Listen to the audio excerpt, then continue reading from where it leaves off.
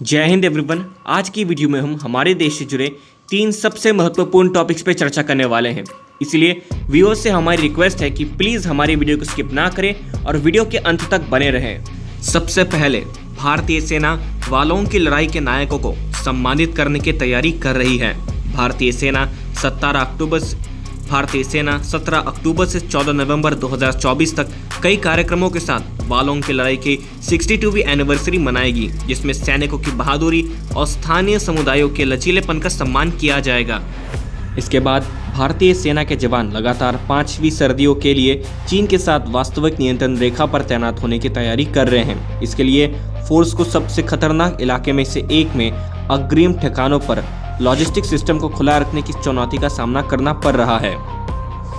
इस चुनौती का सामना करने के लिए भारतीय सेना अपने हेलीकॉप्टर बेड़े को युद्ध जैसे अधिक महत्वपूर्ण कार्य के लिए आरक्षित करने के लिए नागरिक हेलीकॉप्टरों का उपयोग कर रही है। 2020 में गलवान घाटी में भारतीय और चीनी सैनिकों के बीच हिंसक झड़प के बाद से भारतीय सेना को अग्रिम स्थानों पर तैनात किया गया है। और अंत में भारतीय रक्षा मंत्रालय ने इंडियन आर्म्ड फोर्सेस की लंबी दूरी की इंटेलिजेंस, सर्विलेंस एंड रिकनेंस क्षमताओं को बढ़ाने के लिए यूनाइटेड स्टेट्स ऑफ अमेरिका से 31 मध्यम ऊंचाई वाले लंबे समय तक चलने वाले अनमैन्ड एरियल व्हीकल UAV खरीदने की प्रतिबद्धता जताई है। मंत्रालय ने 15 अक्टूबर को अपने सोशल मीडिया अकाउंट पर घोषणा की। नमस्ते और स्वागत है आप सभी का हमारे YouTube channel Indian power house में। भारतीय सेना 17 अक्टूबर 2024 से शुरू होकर 14 नवंबर 2024 को समाप्त होने वाले 1 महीने तक चलने वाले कार्यक्रमों की श्रृंखला के साथ वालों की ऐतिहासिक लड़ाई की 62वीं एनिवर्सरी मनाने के लिए तैयार है। ये समारोत्सव न केवल 1962 में चीनी सेना के खिलाफ भारत की पूर्वी सीमा की रक्षा करने वाले सैनिकों के अदम्य बहादुरी के लिए एक श्रद्धांजलि है, बल्कि सेना की स्थायी भावना और स्थानीय समुदायों का भी एक वसीयतनामा है जो सीमा पर डटे हुए हैं।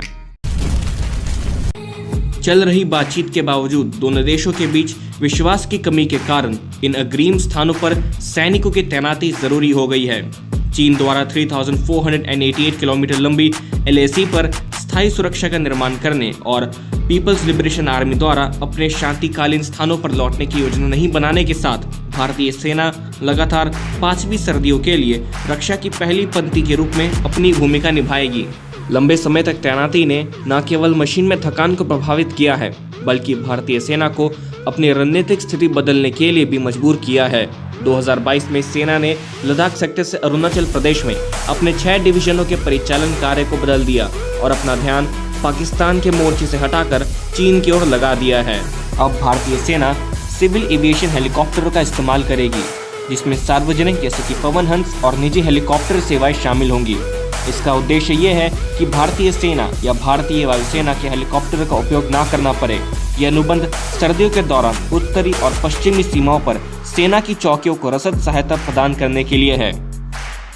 यह अनुबंध जम्मू क्षेत्र में 16 दूरदराज चौकियों और कश्मीर और लद्दाख में 28 चौकियों की सेवा क्षमता सुनिश्चित करने के लिए 1 वर्ष के लिए है।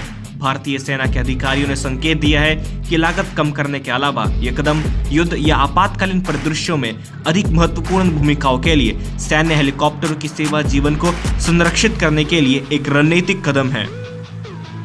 अनुबंध के तहत कराए गए हेलीकॉप्टर लद्दाख में 7, कश्मीर में 2 और जम्मू क्षेत्र में एक माउंटिंग बेस से संचालित होंगे, जो 44 चौकियों को कवर करेंगे।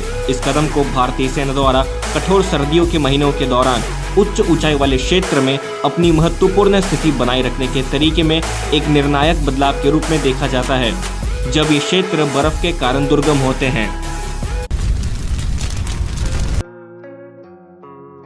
भारतीय सेना अपने क्षमताओं को बढ़ाने के लिए General Atomics Aeronautical System Inc के साथ अनुबंध कर रही है। इस सौदे में MQ-9B स्काई गार्जियन और सी गार्जियन UAV का मिशन शामिल होगा।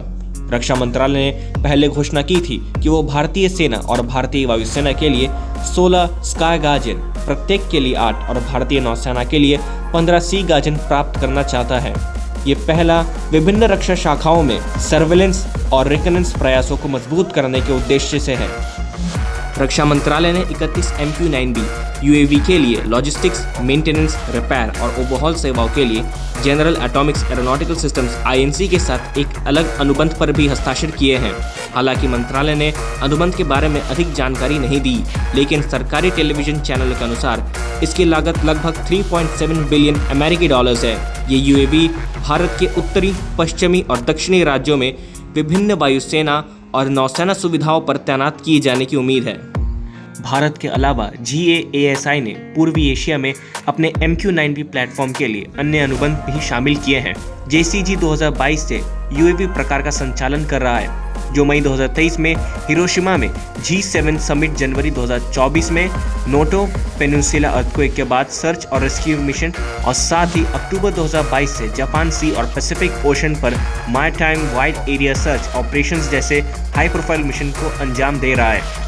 ताइवान ने 4 सी गार्जन UAV के साथ साथ उनके संबंधित ग्राउंड कंट्रोल स्टेशंस और सपोर्ट का भी ऑर्डर दिया है, जिनकी डिलीवरी 2026 और 2027 में होने की उम्मीद है। And that concludes today's video. Video informative लगी हो तो लाइक कीजिएगा, चैनल पे नहीं तो सब्सक्राइब कीजिएगा और बेल आइकन की घंटी दबाना मत भूलिएगा, ताकि आप हमारे देश से जुड़े ऐसे इन्फॉर्मेटिव वीडियोस मिस ना करें। और तब तक मैं मिलूंगा आप लोगों से नेक्स्ट वीडियो में। तब तक के लिए जय हिंद, जय भारत।